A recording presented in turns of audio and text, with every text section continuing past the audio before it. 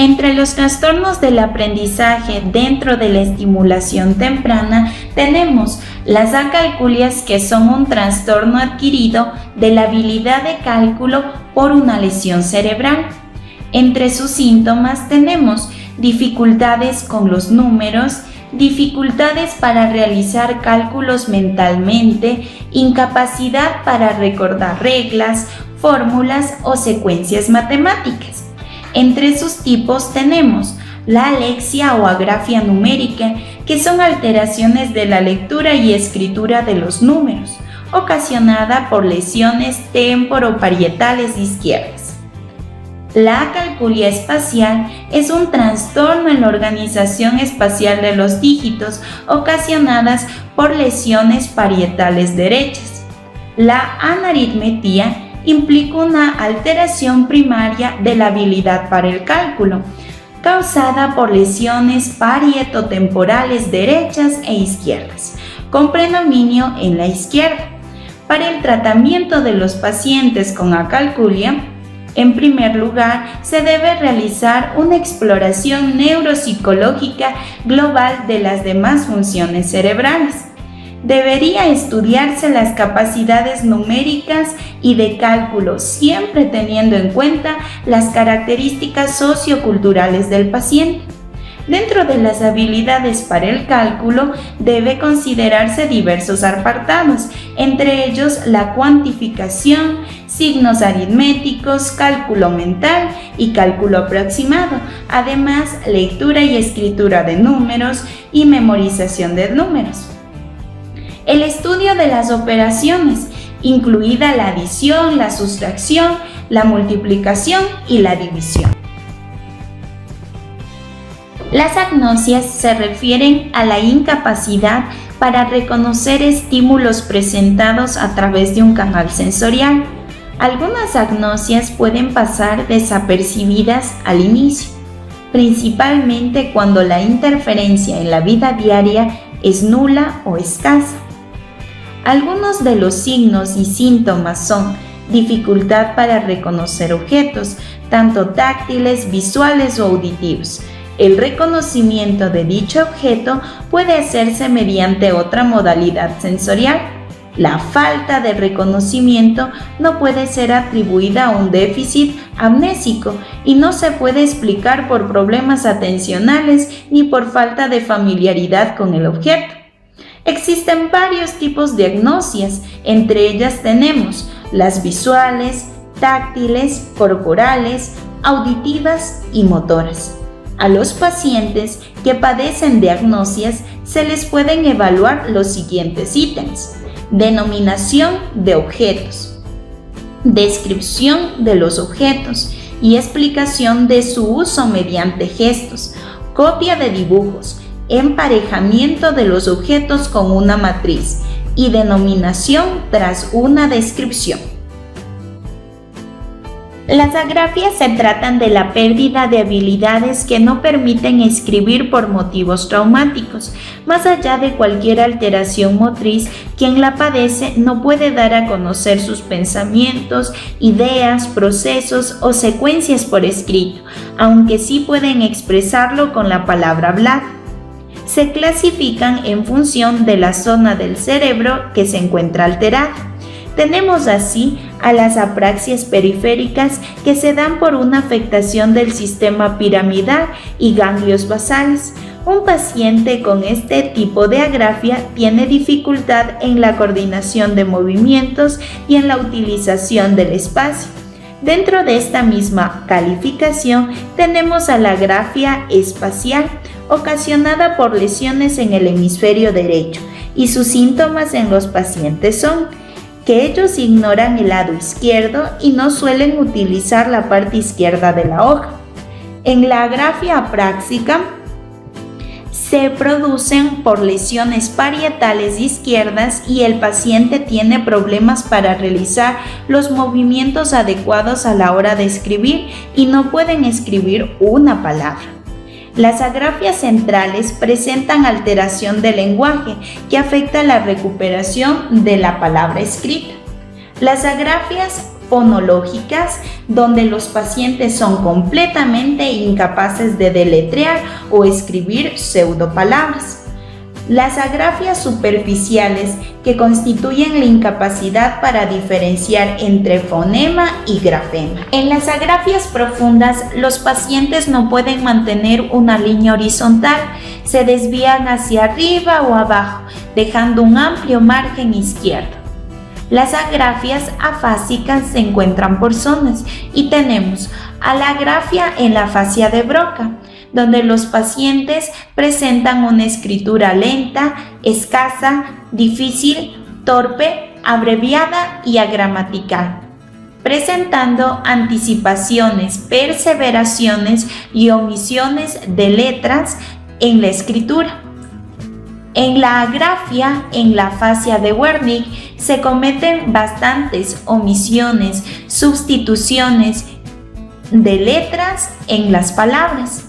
En la agrafia, en la fascia de conducción, los pacientes no recuerdan cómo se escribe la palabra y su escritura es lenta y difícil, y su escritura está llena de tachaduras y autocorrecciones. La agrafia pura se da por una lesión en la base de la segunda circunvolución frontal izquierda y sus síntomas son alteraciones severas en la escritura, deletreo por disortografías. La afasia es un trastorno en el lenguaje expresivo y comprensivo, ocasionada por una lesión cerebral. Sus causas más comunes son traumatismo cráneoencefálico, accidente cerebrovascular o ictus, enfermedades degenerativas, tumores cerebrales y enfermedades infecciosas del cerebro. Se pueden mencionar distintos tipos de afasias de acuerdo a la localización de la lesión. La afasia de Broca o motora es causada por una lesión inferior y posterior del lóbulo frontal del hemisferio cerebral dominante. Se caracteriza por imposibilidad de articular el lenguaje. La afasia de Wernicke o sensorial ocurre por lesión en las áreas temporoparietales o área de Wernicke. Se caracteriza por lenguaje fluido pero sin sentido. La afasia de conducción se origina de una lesión del fascículo arqueado que conecta el área de Broca y Wernicke. Se caracteriza por lenguaje pausado y dificultades para repetir palabras. La afasia global se origina por la interrupción temporal del riego sanguíneo de la arteria cerebral media, afectando las áreas de Broca y Wernicke. Se caracteriza por una alteración grave en la comprensión y expresión del lenguaje. La afasia transcortical motora se produce por una lesión en la zona anterior o superior del área de Broca. Se caracteriza por una reducción importante del habla espontánea. La afasia sensorial transcortical se asocia con una lesión en la unión posterior de los lóbulos temporal y parietal. Se caracteriza por habla fluida, pero con comprensión limitada. La afasia anómica se origina por una lesión en la región temporoparietal del hemisferio izquierdo. Se caracteriza por la dificultad para encontrar las palabras al momento de hablar. El médico tiene que evaluar las afasias a través de la observación y a través de algún test. Actualmente el tratamiento incluye terapia de lenguaje y medicamentos. Las alexias es la pérdida de la capacidad de leer cuando ya fue adquirida previamente. Generalmente va acompañada por la pérdida de la destreza en la escritura, aunque la persona puede hablar y entender la lengua hablada. En sus formas más extremas, la alexia es la desintegración fonética que altera la lectura en voz alta sin déficit en la comprensión. Las características más comunes de todos estos trastornos del lenguaje es una dificultad para secuenciar correctamente letras, sonidos o movimientos. Entre los tipos de alexia encontramos la alexia sin agrafia, que es aquella que tiene una persona que cuenta con una absoluta incapacidad para la lectura, pero sin embargo no posee déficit en lo que es la escritura. Su causa es una lesión isquémica en la arteria cerebral posterior, afectando al córtex occipital izquierdo y el cuerpo calloso. La alexia con agrafia. Una de sus características es la pérdida de la capacidad para la lectura y escritura. Es causada por una lesión en la circunvolución izquierda y sus principales síntomas son la incapacidad para la lectura, que no mejora cuando se sigue con el dedo. La alexia frontal es aquella que afecta a lo que es el lóbulo central del cerebro. Se supone que la persona en cuestión realiza un deletreo muy deficitario, tiene problemas para identificar palabras y además es probable que también padezca de dislexia profunda. La apraxia es la dificultad para ejecutar movimientos intencionales propiamente aprendidos, es decir, existe una disociación entre la idea y la ejecución motora. Las causas se pueden dar por tumores cerebrales y demencias. Sus síntomas principales son la incapacidad de realizar o imitar correctamente un movimiento, realizar apropiadamente un movimiento en respuesta a un objeto y manipular un objeto en forma adecuada. En este problema se ven afectadas varias áreas como la corteza frontal, corteza motora primaria, secundaria, cerebelo y ganglios basales. Los lóbulos temporal, parietal y occipital. También se encuentran varios tipos de apraxia, como las apraxias de la marcha, vestido, desarrollo, ideomotora, ideorracional, constructiva, oral, no verbal y la del habla. Para esto se realiza un tratamiento, ya sea con musicoterapia, fisioterapia, terapia del lenguaje y del habla. Las aprosodias son la ausencia de las características de acento, tono y ritmo del habla.